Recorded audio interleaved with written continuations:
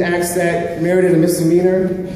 We saw suspicionless vehicle stops. We saw excessive force used during arrest. We saw the use of rubber bullets and beanbags. We saw the indiscriminate use of tear gas. It's come to our attention that some of the tear gas was outdated tear gas. Some of them containing carcinogens that can cause cancer. We saw the use of mace and pepper spray, the use of tasers, intimidation and threats. We saw the denial of the freedom of expression, assembly, and association, which is guaranteed to us under the International Covenant for Civil and Political Rights. Our human rights were violated, again, by the dispersal of demonstrators and citizen journalists, restricting media and access to certain sites where demonstrations were taking place. We saw the targeting of activists, including Rasheen Aldridge, for discriminate use of the law to make sure that people don't exercise their rights to protest. Rasheen in particular was in City Hall, a place that should have been open under the law. That's a public location, and yet he was now being charged with allegedly assaulting an officer while attempting to demonstrate and exercise his First Amendment rights. We saw the continuation of race-based arrests and aggressive tactics. We saw the use of slurs and demeaning comments against individuals. One young lady who was arrested had to hear the words spoken to her, quote, "Just because you went to college doesn't mean you will ever amount to anything." And this officer also called her a nappy-headed hoe. We have a number of violations that I could go on and on about. What's the pig's name? But the ultimate conclusion of our trip to the United Nations remains the same, that these violations of human rights have brought shame to our region, has brought shame to our nation, and has damaged the standing of the United States around the world. So we're calling on members of the police department here to engage in the new practices that use force only in the most extreme circumstances, the end of racial profiling, the end of police brutality, and the end of this pattern of injustice on the grounds of race. And I'm gonna pass it to my colleague who also went to the United Nations with me.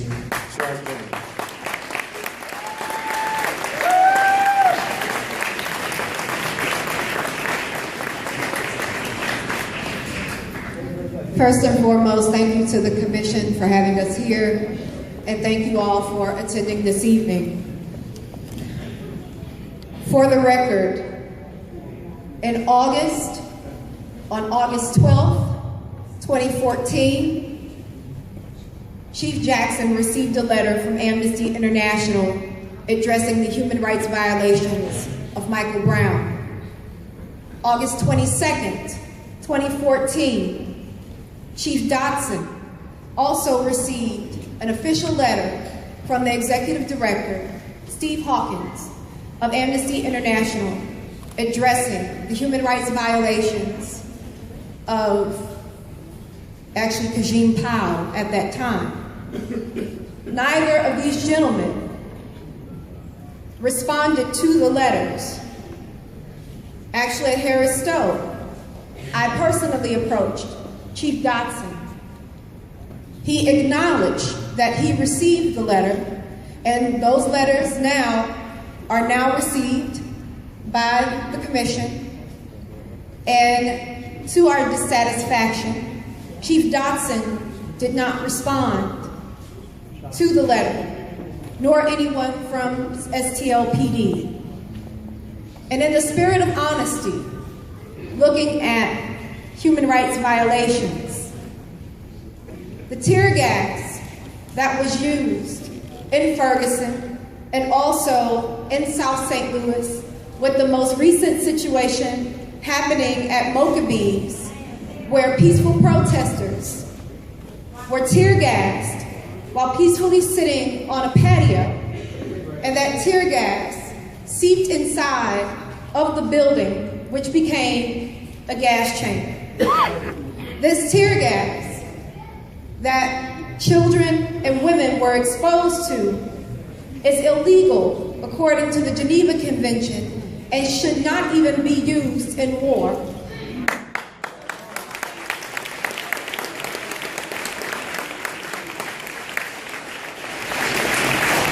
And if we want to be honest about preservation of life, and when they speak of least lethal, what does least lethal actually mean?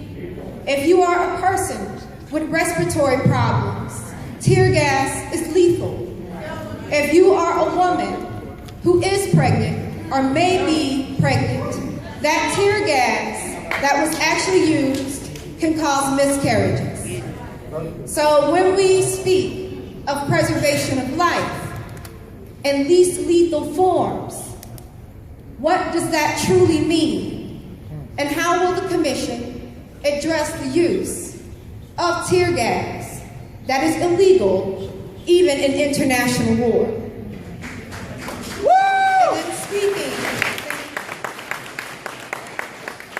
And then also speaking in honesty and truth, when we speak of community policing,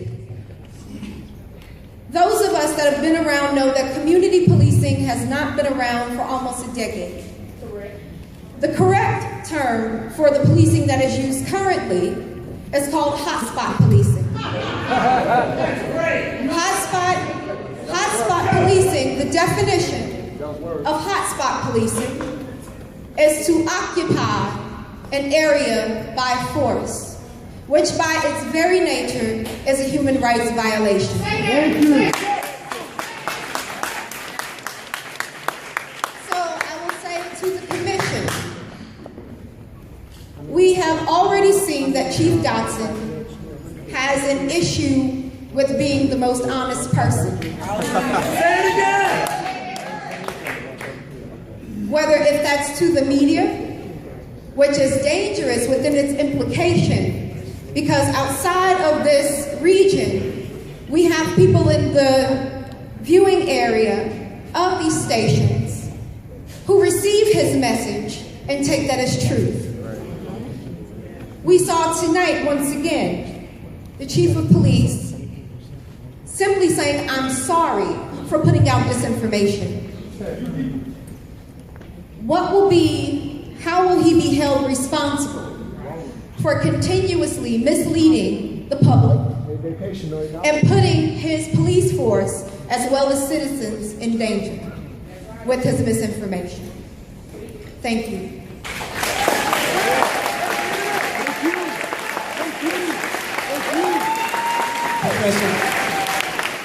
Professor Hansford. Thank you. Professor Hansford, let's see if there are questions. Yes, well, we see a trend of the militarization of police that has swept the country, including this region. And so what you see is the idea of a war on drugs.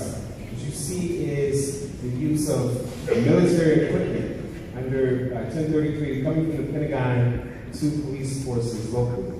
We even see the recruitment of military veterans in policing. So the idea that all of these aspects of military and warlike behavior become part of policing culture, there's no longer a place for a cop who's looking at community. Instead, the hotspot idea is the idea of taking an area and controlling an area, just like we would in a war. So I think that's part of the root of it. You have all these different factors that combine to create sort of a warlike mentality.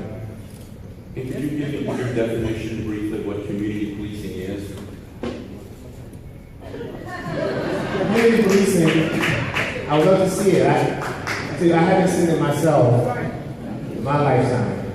But under my definition, it is a strategy where